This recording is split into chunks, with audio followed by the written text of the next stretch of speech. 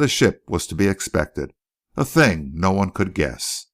Then he demanded his accommodations, and had a dozen reasons why his claim should be preferred over that of the others. I never saw a more quarrelsome, noisy dog kennel than that steamship office. Why no one was ever shot there I could not tell you. After bedeviling the officials for a time, our business for the day was over. We had the privilege of sauntering through the streets, of walking down the peninsula, or of seating ourselves in any of the numerous bars or gambling halls. All were interesting, though neither the street nor the gambling places were in full action until late afternoon.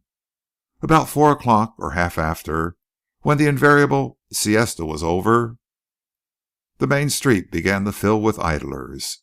The natives wore white, with wide, soft straw hats, and lounged along with considerable grace. They were a weak, unenergetic, inoffensive race, always ready to get off the sidewalk for other nations, provided the other nation swaggered sufficiently. The women, I remember, had wonderful piles of glossy black hair, arranged in bands and puffs, in which they stuck cigars. The streets were very narrow. When a vehicle came along, we all had to make way for it, as also for the gangs of prisoners connected with heavy iron chains around their necks. These were very numerous, and I can hear yet, as the leading notes of the place, the clinking of their chains and the cracked jangling of some of the many cathedral bells. There was a never-failing joy to us also in poking around the odd places of the town. The dim interiors of cathedrals, the splashed stones of courtyards, the shadows of doorways, the privacies of gardens all lured us, and we saw many phases of native life. Generally, we were looked on at first with distrust. There were a number of roughs among the gold seekers, men whose brutal instincts, or whose merely ignorant love of horseplay, had now for the first time no check. They found that the native could be pushed off the sidewalk, so they pushed him off. I once saw a number of these men light their cigars at altar candles. But Talbot's Spanish and her own demeanor soon gained us admission. Thus we ran across a most delightful institution. We were rambling in a very obscure portion of town when we came to quite a long wall, unbroken save by a little wicket gate. A bell pull seemed to invite investigation, so we gave it a heave. Almost immediately the gate swung open and we entered. We found ourselves in a wide space paved with smooth great slabs of rocks, wet as though from a recent rain. The space was thickly built up by small round huts of reeds, but without roofs. In the center was a well, probably 10 or 12 feet wide, over which slanted a cross arm and wheel for the drawing of water.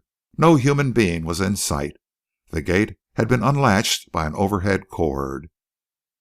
We shouted. In a minute or so, a very irascible old woman hobbled to us from some mysterious lurking place among the reed huts. She spoke impatiently. Talbot questioned her. She replied briefly, then turned and hobbled off as fast as she could go. "What did she say?" someone asked Talbot curiously. "She said," replied Ward, "literally this: 'Why don't you take any of them without bothering me? They're all ready.'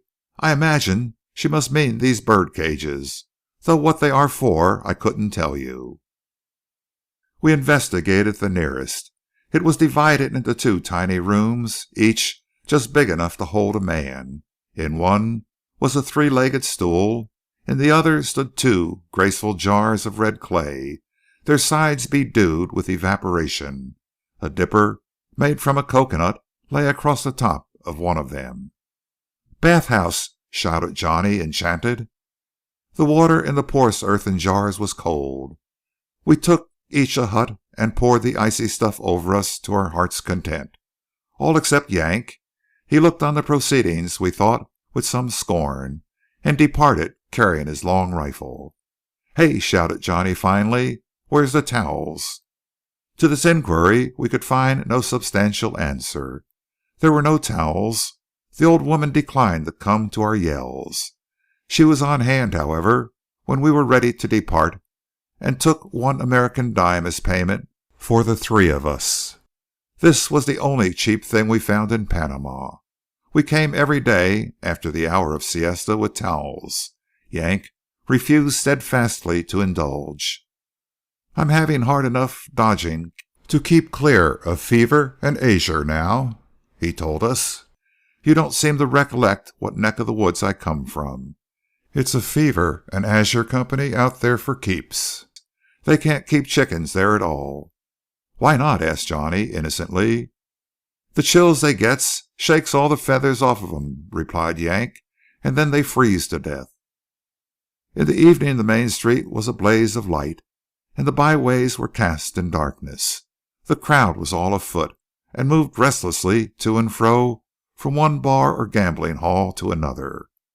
Of the 1,000 or so of strangers, we came in time to recognize by sight a great many. The journey home through the dark was perilous. We never attempted it except in company, and as Johnny seemed fascinated with a certain game called Mexican Monte, we often had to endure long waits before all our party was assembled. One morning our daily trip to the steamship office bore fruit. We found the plaza filled with excited men, all talking and gesticulating. The much tired officials had evolved a scheme, beautiful in its simplicity, for deciding which 52 of the 300 should go by the first ship. They announced that at 11 o'clock they would draw lots. This was all very well, but how did the general public know that the lots would be drawn fairly? The officials would permit a committee of citizens to be present. Not by the eternal! Where would you get any one to serve? No member of that committee would dare accept his own ticket, provided he drew one. No one would believe it had been done honestly. Very well, then let 52 out of 300 slips of paper be marked. Each prospective passenger could then draw one slip out of a box. "It's all right, boys," the observers yelled back at those clamoring in the rear. One of the officials stood on a barrel holding the box, while a clerk with a list of names sat below.